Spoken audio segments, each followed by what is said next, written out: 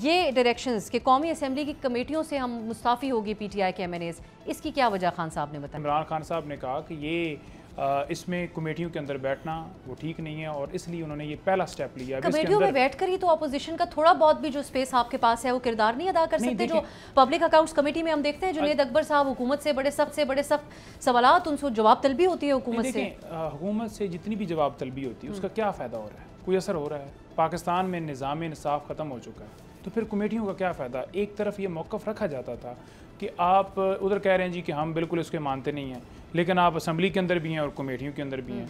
तो पहला स्टेप इमरान खान ने आज कर दिया है और उन्होंने खुद बात करते हुए कहा कि ये पहला है। नंबर 2, उन्होंने ये कहा है कि जो ऑपरेशंस वहाँ हो रहे हैं केपी के अंदर, मैं बिल्कुल उसकी मुखालफत करता हूँ। ऑपरेशंस कोई भी जो हैं वो आवाम की तायीद के बगैर नहीं कामयाब हो सकते। सब्सक्राइब करें और बेल दबाएं ताकि कोई खबर रह न जाए।